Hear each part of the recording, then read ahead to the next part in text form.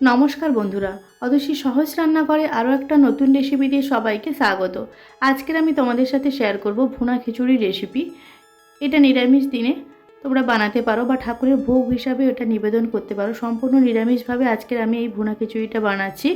ভুনা খিচুড়ি বানানোর জন্য প্রথমে গ্যাসে আমি একটা কড়াই বসিয়ে দিয়েছি আর দিয়ে দেবো 1 কাপ ডাল। আমি এখানে 1 কাপ মুগ ডাল নিয়েছি আর শুকনো খোলায় মুগ ডালটা ভেজে নিতে হবে। লো টু মিডিয়াম ফ্লেমে রেখে ডালটা ভেজে নিতে হবে। যখন ডাল থেকে একটা সুন্দর গন্ধ বেরোবে তখন ডালটা নামিয়ে জল দিয়ে ভালো করে ধুয়ে নিতে হবে। গ্যাসে আমি আরও একটা কড়াই বসিয়ে দিয়েছি আর দিয়েছি আমি সাদা তেল আর দেবো আমি 1 চামচ ঘি। তেল আর ঘিটা খুব ভালো করে গরম করে নিতে হবে। তারপর আমি দিয়ে দেবো 1 চামচ গোটা জিরে, একটা গোটা তেজপাতা, দিয়ে দেবো 2টো শুকনো লঙ্কা, দিয়ে ফোড়নটা আমি কিছু সময় নাড়াচাড়া করে নেব। ফোড়নটা কিছু সময় নাড়াচাড়া করা হয়ে গেলে আমি দিয়ে দেবো কিছুটা পরিমাণ গ্রেট করা আদা। আদাটা দিয়েও খুব ভালো করে তেলের সাথে কষিয়ে নিতে হবে। খুব ভালো করে আদাটা ভালো করে কষানো হয়ে গেলে তারপর আমি দিয়ে দেব কিছুটা পরিমাণ চিনেবাদাম। 1 মুঠোর মতো আমি এখানে চিনেবাদাম দিলাম। চিনেবাদামটা দিয়েও খুব ভালো করে ভেজে নিতে হবে। চিনেবাদামটা দিলে খিচুড়িটা খেতে খুব ভালো হয়।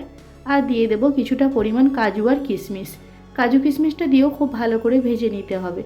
ভালো করে ভাজা হয়ে গেলে আমি দিয়ে দেব গোবিন্দভোগ চাল।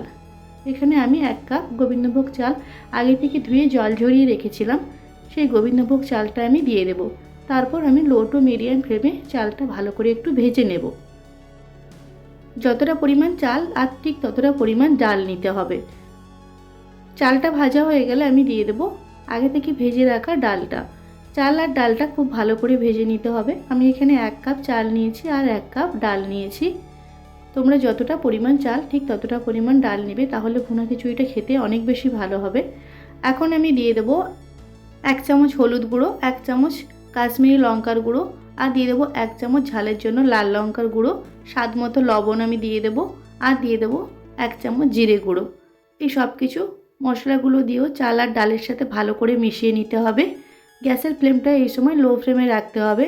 লো ফ্লেমে রেখে ভালো করে মশলাগুলো চাল ডালের সাথে মিশিয়ে নিতে হবে। খুব ভালো করে মেশানো হয়ে গেলে আমি দিয়ে দেবো গরম জল। জলের পরিমাণটা নিতে হবে যতটা পরিমাণ চাল আর ডাল তার ডবল জল নিতে হবে। যদি 2 কাপ চাল আর ডাল নাও তাহলে 4 কাপ জল দিতে হবে। আশা করি জলের পরিমাণটা তোমরা বুঝতে পেরেছো। এখন ঢাকা দিয়ে মিডিয়াম ফ্লেমে 10 মিনিট আমি রান্না করে নিয়েছি। দেখো 10 মিনিট পর আমি ঢাকনা খুলে দেখাচ্ছি। চাল আর ডালটা অনেকটাই সেদ্ধ হয়ে গেছে, তবে একটু জল জল আছে।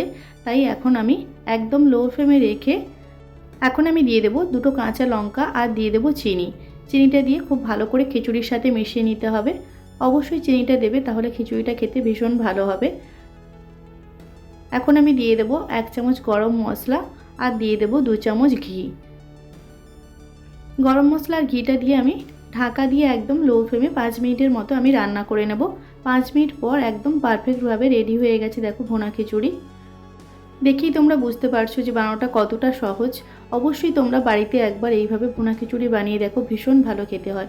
কোনো পুজোর দিনে তোমরা ঠাকুরের ভোগ হিসাবে এটা নিবেদন করতে পারো। আর এটা বানানো ভীষণই সহজ।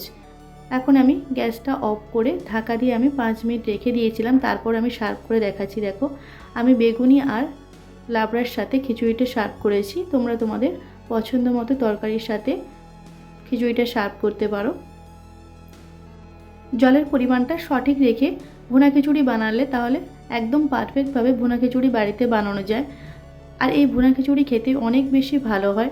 অবশ্যই তোমরা বাড়িতে একবার এইভাবে ভুনা খিচুড়ি বানিয়ে দেখো, বাড়ির সকলে ভীষণ পছন্দ করবে। আশা করি আজকের ভিডিওটা তোমাদের ভালো লেগেছে। যদি ভালো লাগে তাহলে অবশ্যই একটা লাইক করে দেবে আর কমেন্ট করে জানাবে কেমন হয়েছে আজকের রেসিপি। আমার রেসিপিগুলো যদি তোমাদের ভালো লাগে তাহলে অবশ্যই আমার চ্যানেলটিকে সাবস্ক্রাইব করে পাশে থাকা বেল আইকনটি প্রেস করে অল অপশানে ক্লিক করে দেবে। তাহলে যখন আমি নতুন কোনো ভিডিও আপলোড করব সবার প্রথম তোমাদের কাছে নোটিফিকেশন পৌঁছে যাবে। আজকের ভিডিওটা এই পর্যন্ত। নেক্সট কোনো ভিডিওতে তোমাদের সাথে আবার দেখা হচ্ছে নতুন কোনো একটা রেসিপি নিয়ে। ততক্ষণে তোমরা ভালো থেকো, সুস্থ থেকো।